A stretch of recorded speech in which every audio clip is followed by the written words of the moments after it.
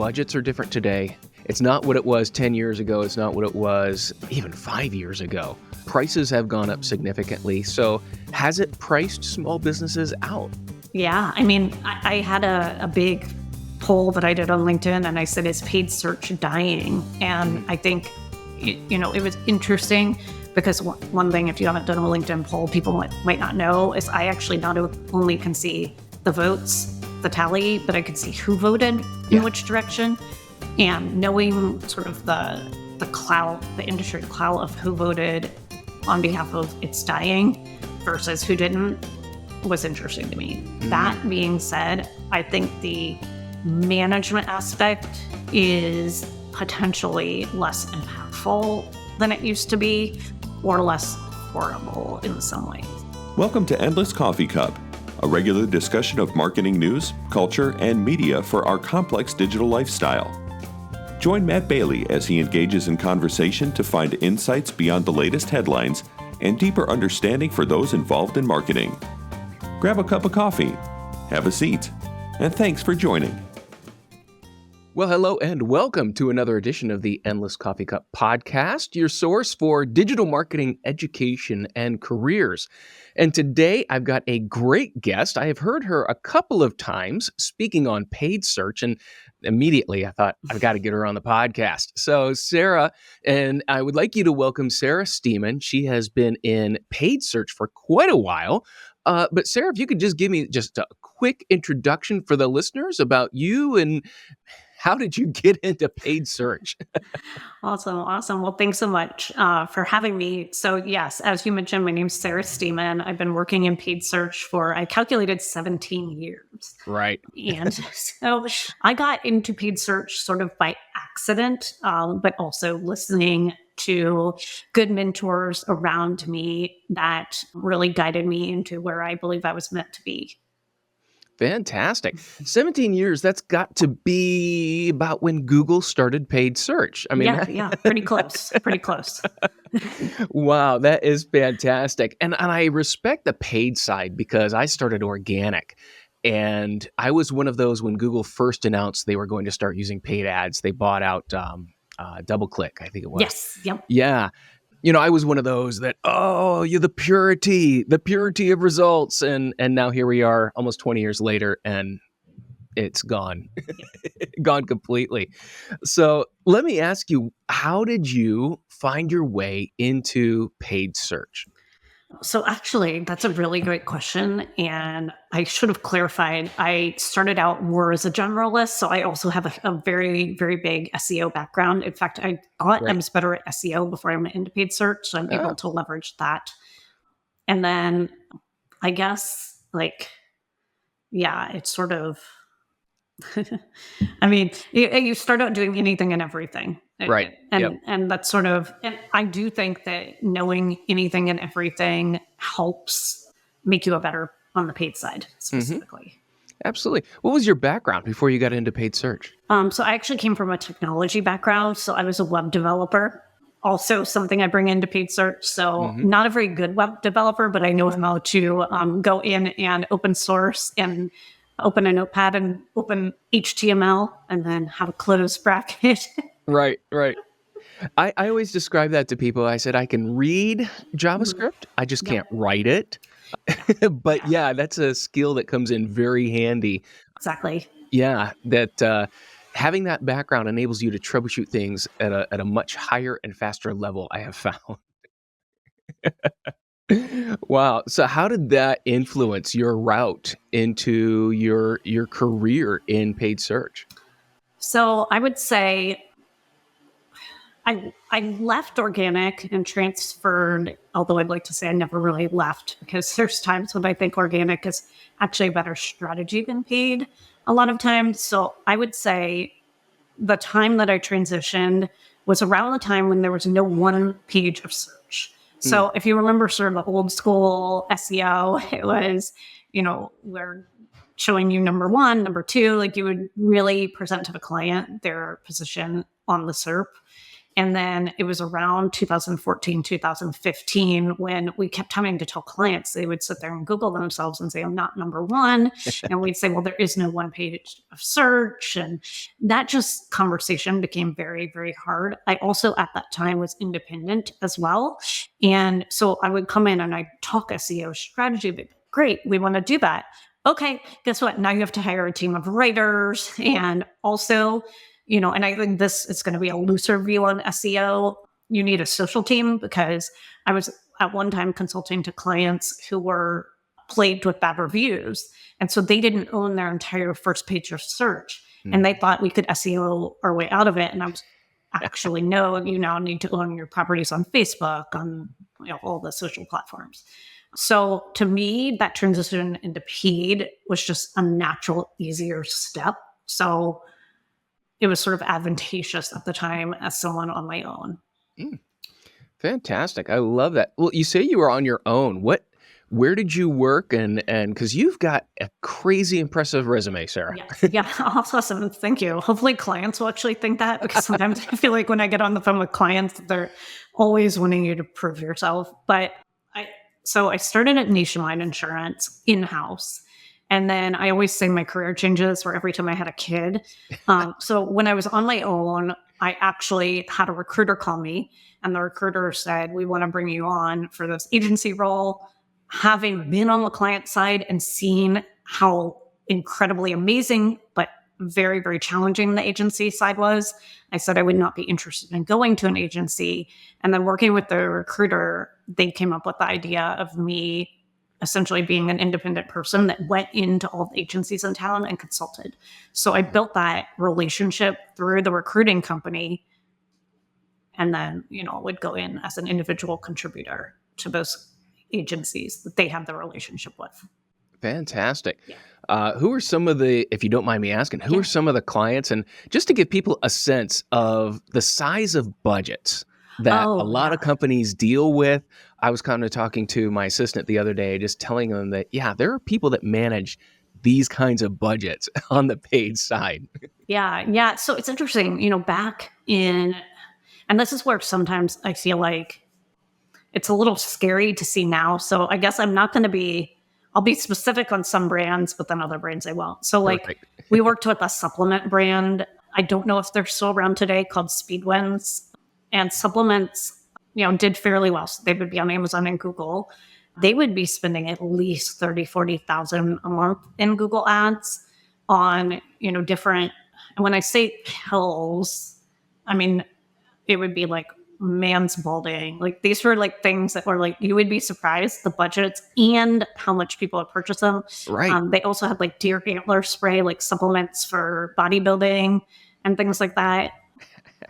It just shocks me, but again, a great company, great client. That I was working with an agency on that client, so it wasn't my individual client. But then I'll look at brands today, in 2024, and brands that, again, I won't be specific because I don't know about some of the contracts I'm under. Brands that you could find if I said their names at a local store, like a Walmart, a Home Depot, a Lowe's, a Target, and I would look at their monthly budget and it would not be what a supplement company was spending in 2015. So I think things have shifted a little bit. Now, that said, that media spend is spread out. So, you might have the programmatic side, some out-of-home advertising, some CTV. There's been a shift back and forth, especially when that goal is to support a brand versus just convert. So, right. It really does fluctuate by client. So it depends. But man, and when you're in insurance, multiple millions, right? It is, a game of scale at that point. But that's also that decision is made via research online. Mm-hmm. But then it becomes a matter of, do you optimize towards actually getting that online customer? And I think this is something that when I work with small businesses, I really have to challenge some of their views, because a small business wants to optimize towards that end goal, right? So if I was working with, a great example would be an event venue, right? So we have all these open spaces. A lot of these open offices want to get into event posting. They want to run paid search, and they'll want to optimize towards a, booked party, booked wedding. And I have to pull them back and say, people are researching. If your key optimization is book today, that's a little too much too soon. Right. And so to pull that into, kind of back it up into multi-billions of dollars in insurance, if you're optimizing towards, buy a policy today, that's not going to be as effective, or you're going to end up with a customer that ultimately is booking their policy because they're not carrying insurance and they need it real quick before their car gets repoed. Right? Like, it's not the type of customer that walks into an insurance office and builds that relationship and then has, home, auto, all the riders and everything. So there's a lot more of that conversation and sophistication that goes into big budgets that I hopefully take and teach smaller companies. Well, it's very interesting, and I think a lot of this is because of the way that Google Ads is set up and promoted. Yes. And just to warn people ahead of time, this isn't so much Google bashing as it's honesty about what we've heard.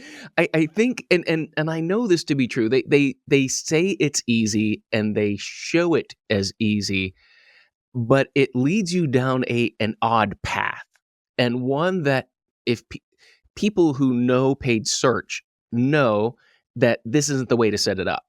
But the way they lead you, they make you believe, you throw some money, pick a word, and we go to town. And I think that now in small businesses, to bring in a consultant, they're looking at the interface going, this is easy. Why would I pay someone to do this? Right. But every single, and I try to, so the things that, and I think this again, having worked on major brands all the way down to small businesses. So here are things that companies don't understand. The interface I look at with a Fortune 500 company and a big MCC and sub MCC, I have different settings. Mm-hmm. That happens all the time, where I'll see a setting or I'll see a feature. So like a big one to me, and I always say, I remember where I was sitting when certain big announcements were made. So there's a account budget where you can go in and say, this is my account budget. And in larger brands, because of how they work, I can actually set, quarterly budgets. I could set different amounts. And then literally the ads will stop serving when it hits that number. And so I have to take that PO and I have to make a PO every month. That isn't in my average small business. I have to actually sit there as the specialist and track that. And so when small businesses have this requirement of a spend and they're like, I only want $2,000. I don't want to spend a dime over that. I'm sitting there taking Tums because I don't have the setting I have, in a larger company. Right. So there's different things like that, different things that are tested in the interface all the time that may not be tested, features that you unlock at certain levels of spend and conversions, certain studies and data. I mean, it is harder for the small business, but Google makes it look easier. And then I think you made a point earlier about, how Google Ads has been sold. So and I think because you have the agency background, I blame Google, but I also blame agencies because agencies took the easy route. It's like, increase your revenue, get them shit. And I'm like, that's actually not the case anymore. It is, we could start to push that in the right direction. But we, as a business and as an agency or a consultant, need to work very, very, very closely. And to be totally frank, you need to have the budget to be able to pay the expert, as well as your ads. So it's like that bar, it's just harder today.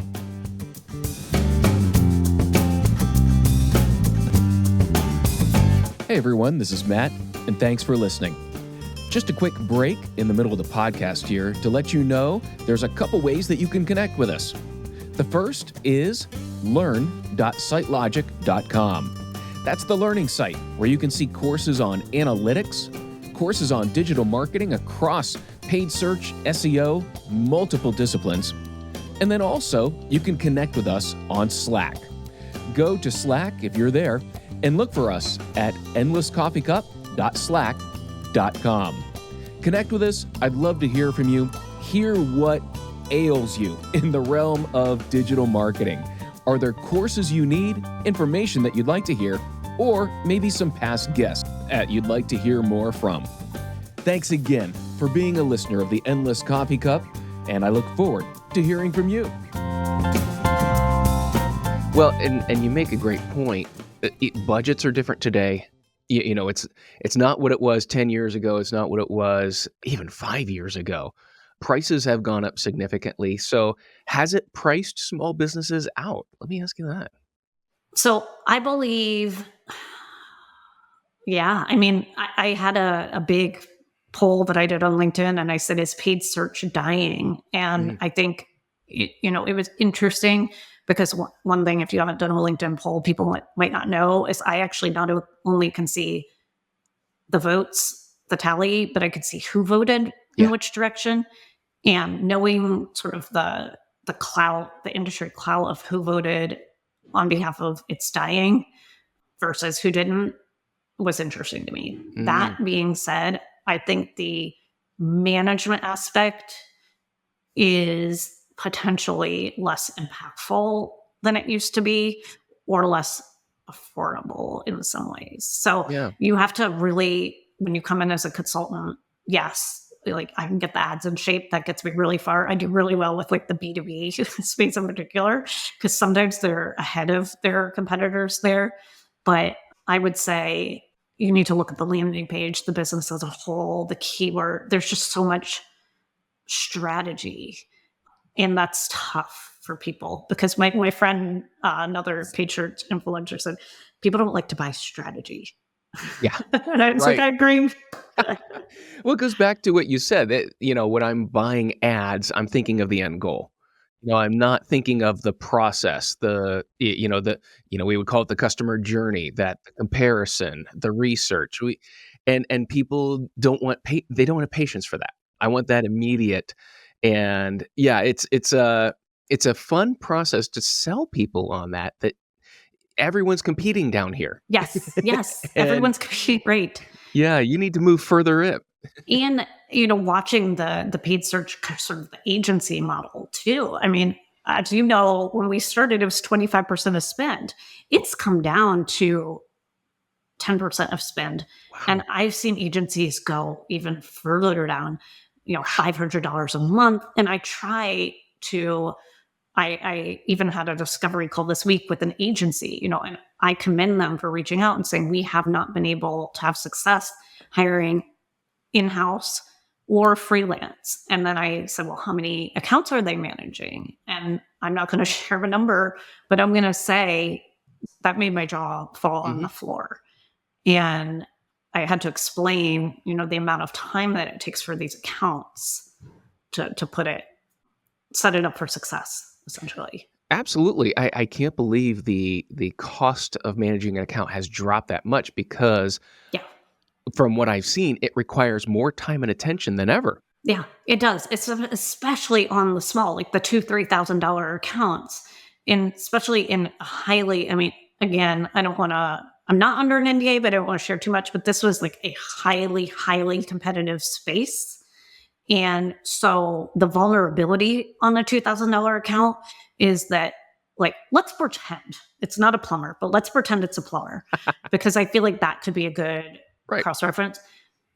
If one plumber comes into the industry, into that auction, they can all of a sudden drive costs up. Yep. And so if you're doing something where you're on these automated bidding tools and the person is managing, for example, 40 or 50 accounts, and they don't see the auction and that person come in, all of a sudden you're paying so much more per click.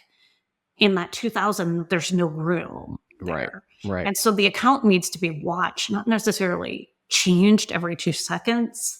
There's just a lot of nuance and layers to this job. Oh, absolutely. I cringe when I see all of the changes that have taken place in paid search since, I'll say 2020, because I think that was when so many things started changing. And I noticed even some, small accounts that I would manage for people, all of a sudden there's keywords showing up that this isn't even in the realm of possibility. And Google is saying, well, you need to spend more so that we can learn more. I'm like, well, why don't you let me define that? And that, I think, to me, is the most frustrating part right now of the whole system. Yeah. Yeah. And, it was interesting. I agree with you. I think since 2020, and I can't believe it's been 4 years I since know, then. right? Can't believe I do agree. I think there's been a lot of changes.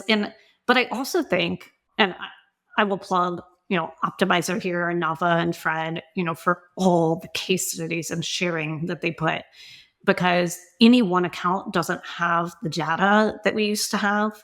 So being plugged into the industry and seeing, so like one thing, I don't know if some of their latest studies, I don't know if this one's been published yet. So I'm going to try to just say one thing when we look holistically at data to think about. It's when we are looking at data as a person, right?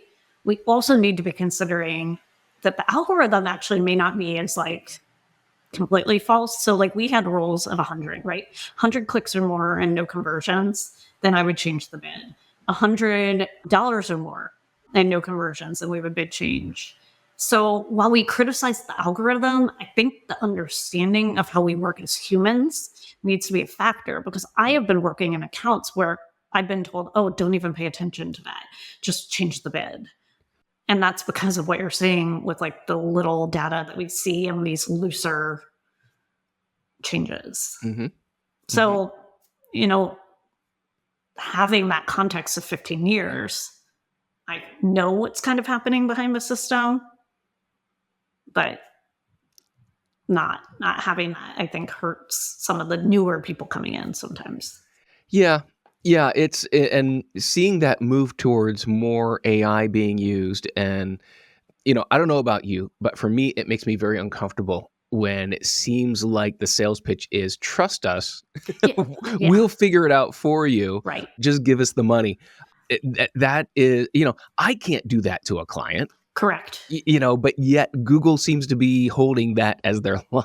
Yeah, no, and the historical success, right? When it's frankly a much more crowded market. Mm-hmm. I mean, it's no longer the let's try Google Ads, and I feel compassion for the business owner, because sometimes what happens is just like our industry is close. You'll have industry that's really close and they say, hey, my buddy said, they've been running Google Ads, they've been having success. I'm like, your buddy started his campaign in 2010. So they bought into all this data when it was cheap. And now you're starting today. It's just tougher. And when I was working at Hannafin, they had the PPC Hero blog, a bunch of great PPCers there. They told me in 2015, actually, she said, I believe some older accounts are grandfathered into old rules. And she said that in the context of when we were doing account restructures a lot there, we were bringing in, it's so funny, 5 years later, we still restructure, but back then, and she said, sometimes when you restructure, you want to be really, really careful, because an account could be performing under sort of old rules. And now, if I were to contextualize that statement to 2024, I'd say you bought your data a long time ago when it was cheaper, and your account as a whole has its own brain that sets you up a little bit more successfully. Yeah. Oh, that is a great way of looking at it. I can appreciate that, because that's what we're being told now, is that Google has to learn what it wants to do. Why is that always starting over fresh with a new account? I mean, isn't there a way that, because I'm in this industry, that Google can pull data from other similar companies, or does it have to be very unique to that business and what they're doing? It feels unique to that business. Like I would recommend, I tell clients, like, own your own ad account, never let that go. I wouldn't ever say start a new account. I would, pause everything and make it, hide it as much as you can, and then build campaigns, and maybe through that slow approach of a reorg. So I often take an analogy from my personal life that I think might resonate here, especially if someone's not as familiar with paid search. So my group of sort of industry colleagues are also well known in the paid search industry. And what is so funny is when I talk to someone who I met on LinkedIn, or like I talk to someone in my audience, and I will say like, oh, like Julie Bacchini, or, Matt Umbro, or someone who I know. I picked Matt because he was started the PPC chat, or someone I'll mention Nava. They'll say, who? I don't know who you're talking about. And I'm thinking, that's so odd. Because if you look at my LinkedIn and how I interact with, I assume because my audience is, 5,000, 6,000, that you must know Julie, whose audience is the same size, and you must know Boris, who has 14,000 followers on LinkedIn. But it's not. My audience is very unique to me based on the fact that, I started in-house in Columbus and I have this. So accounts are very similar. Mm-hmm. We assume that another account or another business is similar because they're same category, but their stands, their followers, their uniqueness is their fingerprint. And I think that's a really cool concept in life. That is a great, great metaphor. I like that. Yeah, it stands to reason because I've been in numerous conversations where people, because you're in an industry, they assume, well, you must know this person. Yeah. Because that's in their realm. And I'm like, I've been in this for quite a while, but no, I'm not. Yeah. Yeah, same thing. We've got our circles. And So that's what in life, it impedes search. So definitely there's synergies, but I think that's the reality. So I love that metaphor. And I think another thing I would like to ask is, we addressed this a little earlier. It's gotten so much more complicated. And what are the big obstacles that, let's say if a small business wants to start up or someone who's maybe new to the paid search industry, what are those big red flags they've got to watch out for when setting up an account or starting to develop a campaign? I would say the illusion of ease and the almost like the dream building that the propaganda that Google and other agencies do. Yes. Right. So, we're marketers. We put forth, that we are the proprietary solution. Well, I definitely don't say that. Right. But the industry is big. So I would say I'll start with the first. So pretend I'm a business and I'm like, I want to run Google ads. If you want to do it yourself, the setup process is not set in your favor. Like if you were to just start it, they're immediately going to push you into Smart Campaigns or Google Ads Express.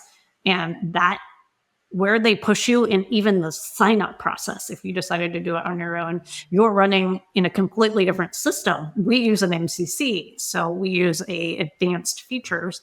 And the last time I went over this with a small business owner, like, okay, I can't even find how to do this. Yeah. Like, why don't I set it up first? So automatically out of the gate, you're in a huge problem. So then let's say that you've listened to this podcast and you know that you're going to just consult an expert. And so hopefully you don't get into the trap of feeling like I have to hire an agency, or I have to, I guess I would say, hire a freelancer to even manage your accounts.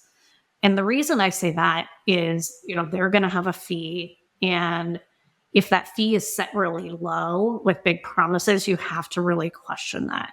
Because if the fee is set really low with big promises, you're going to be a number and there's going to be 60 other clients. Yeah. And also seeing, $500 a month or $200 a month to manage, and they'll circumvent the ads platform and then put you into a system. Like they'll just show you like pure leads, but you don't actually know what those leads are.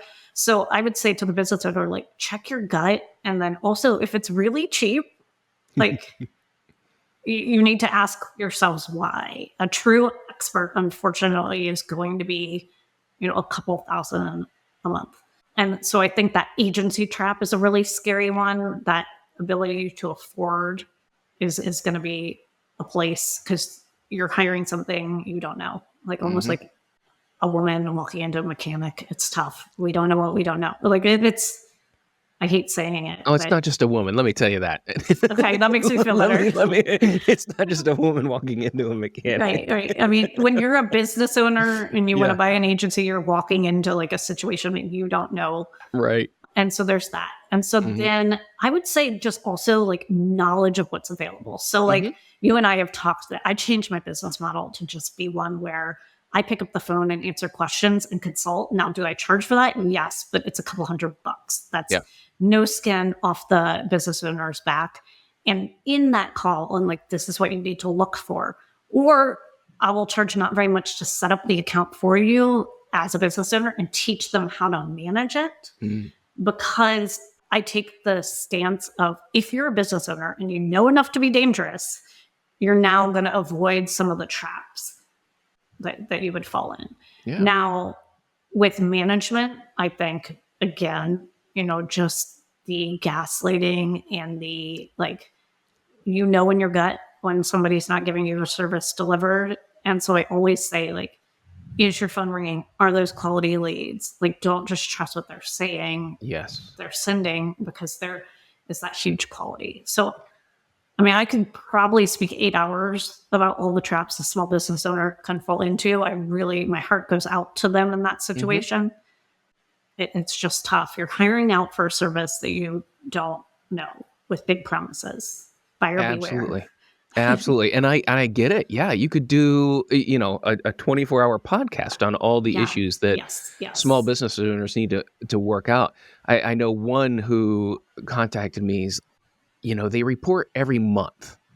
Yeah. And I get, a report, and I'm supposed to know what the report means. And I, my response to them was, wait a minute, what happened the first month after the setup? Did they come back to you at all during the month? And it was no, but then at the end of the month, they had suggestions for my landing pages. And I was like, whoa. Whoa. And there it is right there.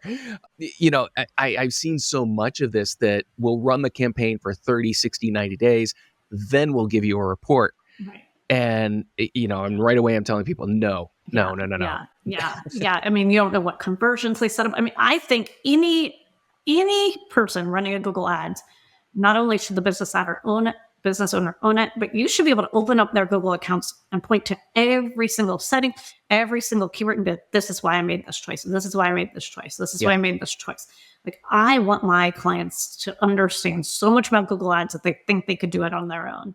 And then the only value add that I'm essentially giving them at that point is the 15 years of experience and the fact that I sit there and listen and read every single thing that happens from Google, right? So that's the true value add, is that when Google says oh, we came up with this new feature, I understand that impact and how that could change the account. Because I think I have a lot of businesses where I built the campaign, I taught them how to run it, and then it's just running and delivering. And what the business owner now doesn't know is that when it breaks, it's breaking because Google made a change and you weren't reading what Google's saying all day, which I am. So I feel like there's that as well. They loosen matching a little over the past couple of months. Well, you as a business may not see the negative impact of that, for 2 to 3 more months. And then you're calling me it's an emergency and you've now trained the system to run after.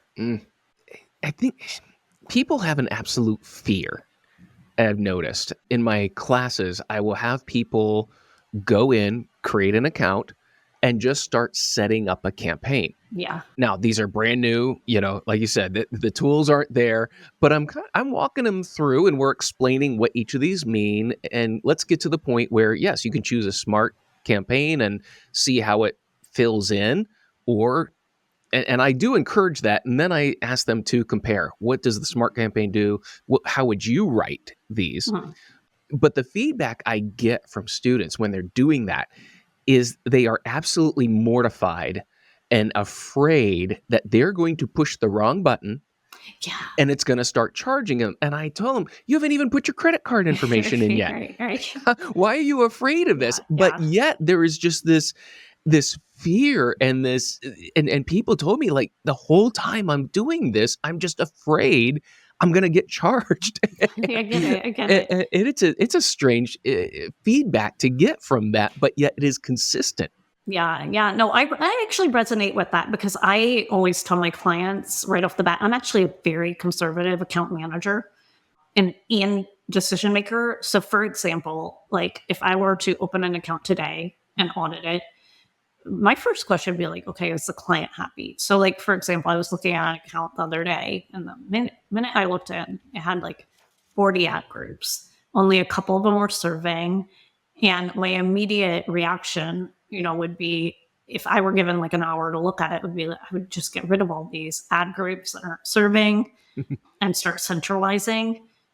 But here's the thing. I know centralizing would be right for the account, but I want to know, is the business owner happy? Where are we going? And then I would actually centralize slower.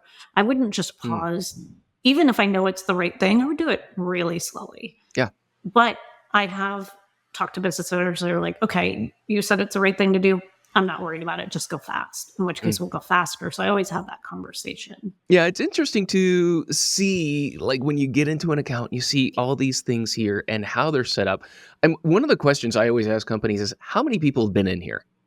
It seems to be, if I know there's 5 or more agencies or something, then I know, like, this isn't going to last too long. I'm not going to put too much in. But seeing some of how people do things, and that was one thing when I did a lot of training, especially for larger companies, I would give them, here's 5 questions to ask in your next meeting. And I would give them that because they weren't asking any questions. They would get a report. They didn't know what anything meant. And, number one question was, how many ad groups do we have? And what are we focusing on in those ad groups? Just the basics. And once they started asking those questions, the agency freaked. It's a wonderful experience. And what's interesting is the agency shouldn't freak if they have somebody who understands what they're doing. Because for me, so I'm going to put myself in the agency. If somebody said, how many ad groups do you have? I would answer them. But I would also be a little concerned that the business is that granular. Yeah. But I would talk about it, right? Yeah. So, but I know exactly what you're saying, because if you have those more junior people who are talking about what's happening, I mean, let's just be blunt. There is not enough margin in agencies right now. And so agencies are finding ways to cut. So less of cheaper employees, right? And less service, less, get on the phone for an hour or so and hash through an account. And that's a disservice to the people, especially in this economy, who need the consultation even more. Because in a Google Ads account, I mean, it's not lying. I know, like, are your ads working, or what are the people doing? I mean, there's a human behind all this data, right? And we see it in aggregate there. I guess something that also I know that, so you're with a trainer, you work with a lot of students, right? Mm-hmm. I mean, one thing I also think is like a good skill is the ability to be able to read a job description and the ability to be able to understand what's being asked for, and then understand that there's certain roles that I think, from what the ask is, maybe are not set up for success. Mm-hmm. Mm. Tell me more about that. What do you mean like, by that? I was looking at one the other day, and I'm like, SEO, social and paid ads with 1 year of experience. And my jaw sort of fell on the floor a little bit. Yeah. I just think it's too much to ask somebody to be an expert in all those. Now, that being said, like, I know SEO pretty well. Like, I used to do it. I used to be better at SEO than PPC, but it's really important it's sort of like, if you're like a plumber, it'd be nice to be able to do drywall too. Like, you should be able to know your way around something. Right. But like, your expertise is in a very specific. Yeah, it is. It's asking for someone to be an expert plumber, electrician. Yes, exactly. Drywall. And we have talked about this numerous times on other episodes, especially ones where we're talking about job surveys and things like that. That it seems like employers just, I want someone who can do this. And my daughter runs into this. She's a photographer, and they bring her in. Right. Can you do video? Right. Can you Video, do editing? wedding, Can you do portraits. I mean, different, right? Yeah. Can you make social video? Right. Like, no. Nature photography is a different skill set, and a different lenses and different, than being, a wedding photographer that has to take wide range, get all the people, frankly, like, positioned with like the appropriate, like wide range, people Hmm. don't like pictures when they don't look good. It is a different skill set than, Absolutely. so I definitely, and then the idea of adding video in makes Yeah. me laugh. Well, and even the same thing, and we were talking through this, and she's like, just because you can take video doesn't mean you can edit video. Correct. Like, there Yes. is a whole different Yes. Yes. mindset and Yes. mentality Yes. of taking raw video and turning it into something special, and Exactly. people Exactly. don't realize that. Exactly. It Exactly. Yeah. And I think too, I see this a lot too with like, and I'm probably just thinking because of this most recent, the pure number of accounts. So when you're deciding, like, I want to get into paid search, I want to get into SEO, you know, 20 accounts might not seem like a lot. That's a lot of accounts. That is. Right. And then also, like, and this, again, I think without that experience, people just don't know. And then be like, okay, the salary is 50,000. Well, let me do some math for you here.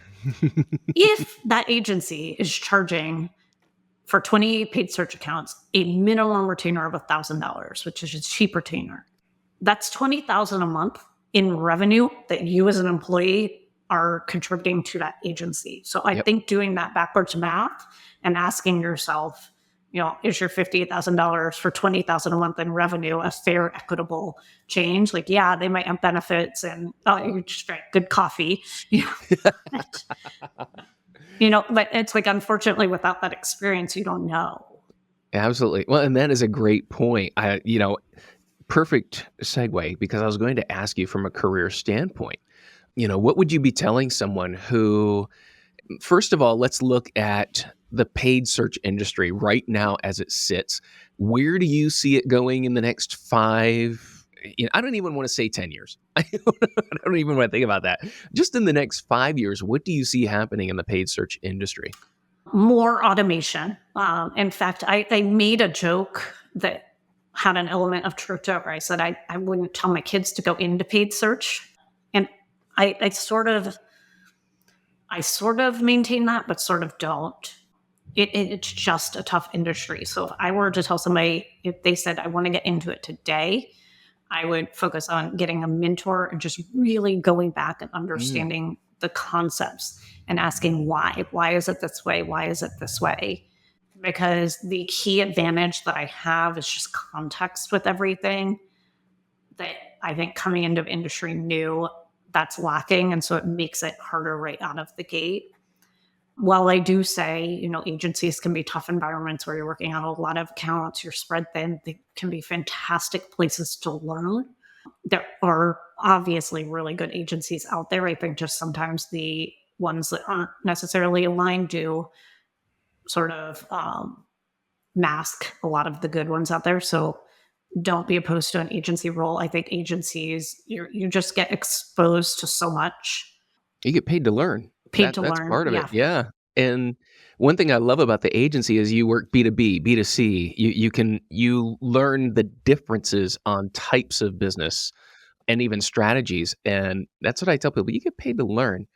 But I love how you focused on the mentorship aspect, because this is such a specialized area.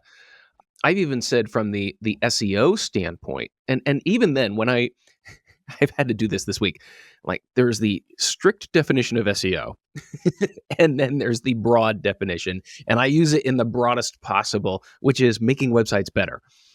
That it can only truly be learned by apprenticeship, because there's so much back data, as you were referring to earlier, so much data that's accumulated from the account that you understand how to apply it. And I think both of these, there's a lot of information, but how you apply it is going to be very different. And you only get that background with that mentorship or apprenticeship. Yeah. Yeah. No, I think it's really, really critical. And I would also say, like, not being afraid to like have an opinion, even if you're young. So like, even if you're new, having an opinion is important. So marry whatever you did in the past to the role as a paid search. So like, I mean, I gave the example of, my audience. and then tying that into how an account works. So if you can work pulling in analogies and being, I'm just giving like the paid search person, but you've studied psychology so much, then you're going to be able to offer paid search from a standpoint of the psychological Right. stance that the person's in as they're searching. You may be a design expert, then landing pages. So I think marrying that knowledge with whatever you did in your past career to really make yourself really, really unique. Absolutely. And yeah, the application of other disciplines.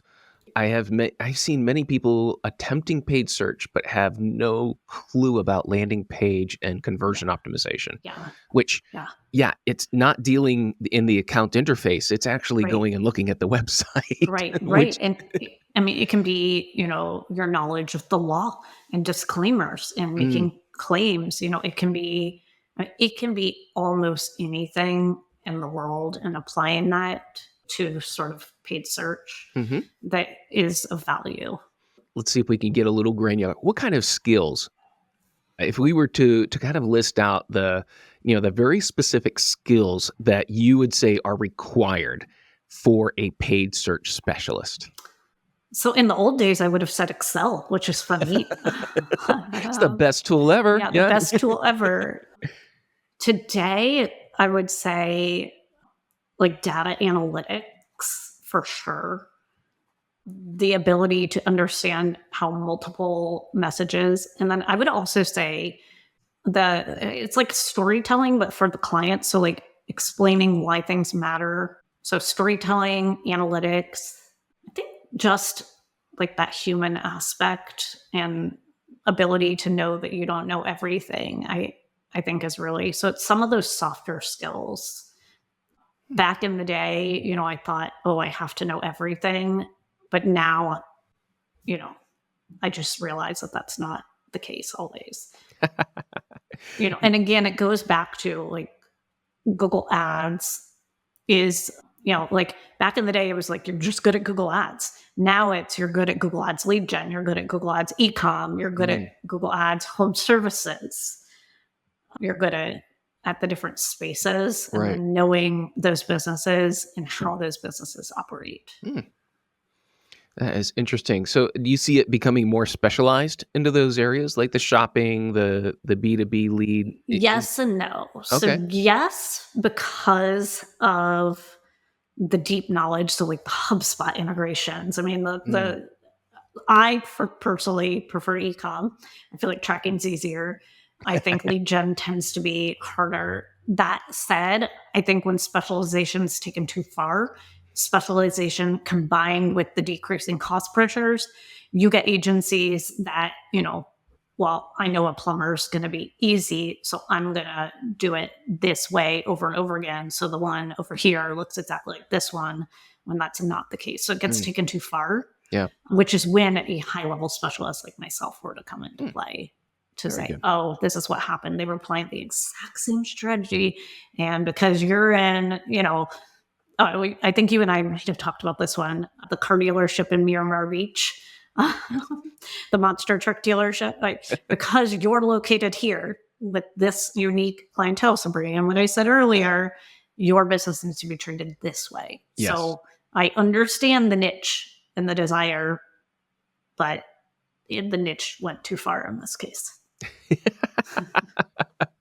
Well, I love that you outline the skills, that there's a data analysis skill, and then there is the translation of that data to the client, the storytelling. And I love that you pick that out, because that is such a critical part of my teaching is you can know the data, but if you can't translate it and communicate it to a client, to a manager, it's going to inhibit your career. And so I love that you pulled that out, as well as just the focus on continual learning. It's so critical in this industry. Yeah. And like just compassion. So like, I often, like, especially when I'm dealing with big clients and I get some of the questions that maybe are silly, like I've seen people that will get a question and they'll laugh at it, where versus maybe because I used to be a substitute teacher, or like we'll answer it. as much as I can in different ways over and over again, because having been on the client side, you're not in Google Ads all day.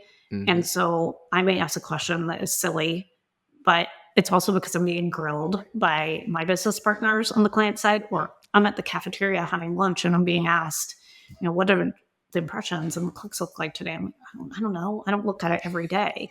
But when you look at it every single day, like, I can look at some of my biggest clients and be like, this is the conversion rate. These are the clicks they're getting. This is where they're coming from because I'm in it all day. Mhm. And so I think having that compassion towards clients and understanding like they have a boss too. They're not just asking this question. They're asking it because they're being asked that. Yes. And they're having to answer intelligently when they're not doing the work all day. Mhm. It's very, very important to do that. Humility, I guess. Yeah, that is a great point, and something I think, I've been thinking about this about, we need to do a podcast just on client management. Yes. Because so much of your success, if you are independent, if you have an agency, if you're doing consulting or anything like that, that client management piece and that empathy is so important. Yeah. Sarah, this has been just an absolutely wonderful conversation. Thank you so much for coming in today and just sharing with us about, what you've done and where you see the industry. Yeah, awesome. Well, thank you for having me. Anytime you want to dive deep, I'll be more than open to chatting. So I will take you up on that. Absolutely. Thank you, Sarah. Awesome. Have a good All one. right. And thank you, dear listener, for tuning in to another edition of the Endless Coffee Cup. I hope your cup of coffee was as good as mine, and I look forward to our next conversation. You've been listening to the Endless Coffee Cup. If you enjoyed this episode, share it with somebody else. And of course, please take just a moment and rate or review us at your favorite podcast service. If you need more information, contact me at sitelogicmarketing.com. Thanks again for being such a great listener.